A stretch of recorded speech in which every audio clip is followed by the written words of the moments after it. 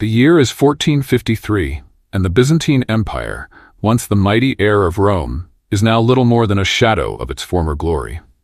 Constantinople, the jewel of the ancient world, stands proud but weary. Its population shrunk from 800,000 at its peak to barely 50,000 souls. The city is a ghost of its former self, yet its walls remain legendary. 12 miles of fortifications, 60-foot moats, and a sea chain across the Golden Horn. For centuries, these defenses had laughed in the face of invaders. But this time, the laughter would die. Enter Sultan Mehmed II, a young ruler with ambition burning hotter than a forge.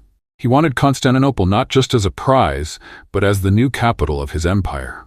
Emperor Constantine V tried diplomacy, sending gifts, offering church reunification, but Mehmed wasn't interested in trinkets or theology. He wanted walls, towers, and the throne of Constantine the Great. When gifts were returned and diplomats executed, it was clear. War was coming. Constantine VI begged the Christian West for help. But France and England were exhausted from the 100 Years' War, Spain was busy with its own reconquista, and the Pope's influence wasn't what it used to be. The mighty West sent a few hundred volunteers, 24 ships, and some supplies. That's it. Against Mehmed's 50,000 to 80,000 troops, the Byzantines had only 7,000 defenders. Talk about showing up to a gunfight with a butter knife. And then came the twist. A Hungarian engineer named Orban. He offered his services to the Byzantines first, but they couldn't afford him. So he went to Mehmed, promising weapons that could blast the walls of Babylon itself. Mehmed said, "Build it."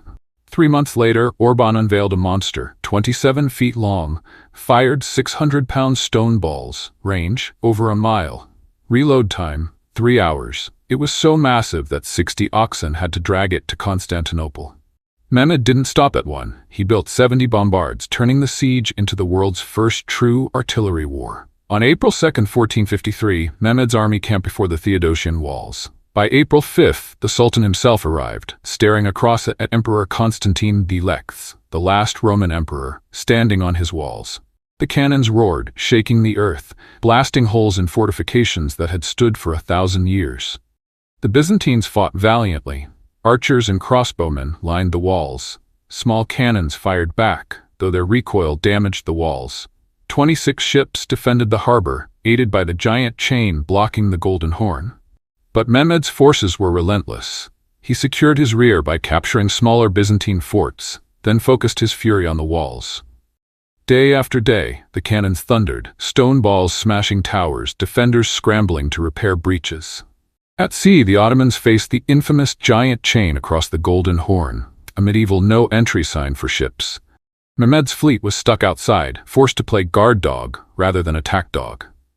But then came April 20th. 4 Christian ships, loaded with supplies, broke through the Ottoman blockade in a daring naval clash. The defenders cheered, the Ottomans fumed, and Commander Süleyman Baltoglu barely escaped execution, saved only because his men testified to his bravery. Mehmed wasn't about to let a chain stop him. His solution? Drag the ships overland. Thousands of soldiers cut down trees, greased logs, and built a slippery road. Then, like some medieval episode of World's Strongest Man, they hauled ships up hills and slid them back into the Golden Horn. Constantinople's defenders watched in horror as Ottoman ships magically appeared behind their chain. The Byzantines tried to fight back with fire ships, floating bombs packed with oil barrels. But the Ottomans had advance warning and torched the attackers instead. 40 Italian sailors were captured, and Mehmed ordered them impaled in full view of the city walls. The Byzantines retaliated by executing 260 Ottoman prisoners on their ramparts. It was medieval tit-for-tat at its most gruesome.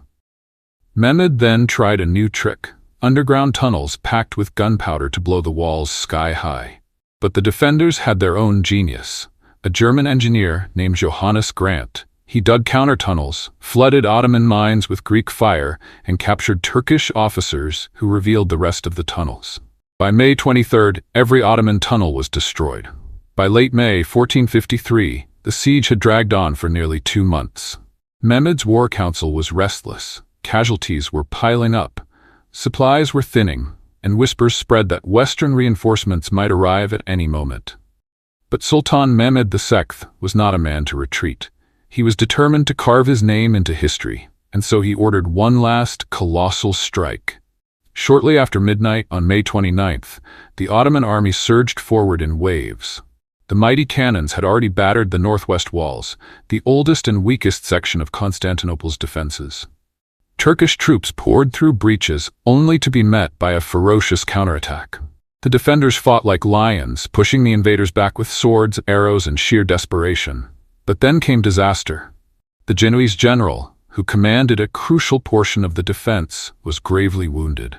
His men panicked, abandoned their posts, and fled toward the harbor. That retreat left a gaping hole in the defense, and through it, the Ottomans stormed.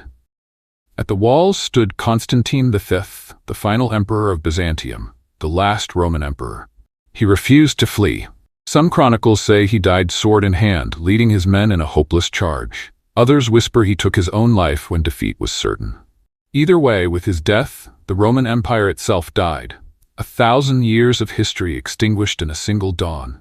Mehmed rewarded his troops with 3 days of unrestricted plunder. Constantinople became a nightmare. Churches desecrated, treasures stripped, thousands of women raped, citizens slaughtered or enslaved. When the orgy of violence ended, Mehmed surveyed the ruins.